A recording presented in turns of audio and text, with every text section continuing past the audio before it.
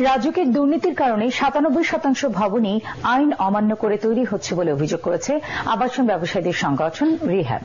ড্যাব নিয়ে জটিলতা ও টেকসই নগরায়ণ বিষয়ক আলোচনায় বক্তারা জানান, সরকারি বিভিন্ন সংগঠনের সমন্বয়হীনতা ও বারবার ড্যাব আইন পরিবর্তনের কারণে রাজধানী দিন দিন বসবাসের অনুপযোগী হয়ে উঠছে।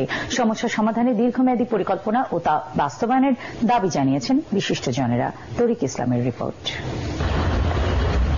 রাজধানী ঢাকা প্রায় ২ কোটি মানুষের বসবাস।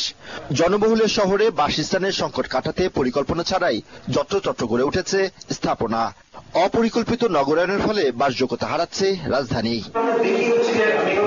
ঢাকার বাসযোগ্যতা ফেরাতে রাজধানীর সিরিডাপে অনুষ্ঠিত হয় ড্যাব জটিলতা টেকসই নগরায়ণ বিষয়ক আলোচনা সভা।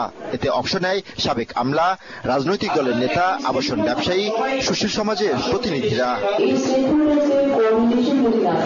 এই সময় বক্তারা অভিযোগ করেন, একটি গোষ্ঠীকে সুবিধা দিতেই বারবার ড্যাব পরিবর্তন করা হয়েছে।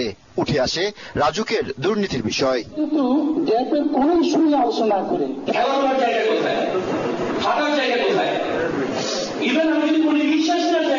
যদি আমাদের ক্লাইমেট প্রবলেম এভাবেই থাকতে থাকে, শহরের উপর চাপ বাড়তেই থাকবে। এখানে কিন্তু বিনিয়োগকারীরা ক্ষতিগ্রস্ত হয়, যারা এটা ব্যবহার করবে তারা নিরুৎসাহিত হন। আমরা আইন করতে পারি, কিন্তু আইন বাস্তবায়ন করার জন্য যে অথরিটি, তাকে স্বচ্ছ হতে হবে।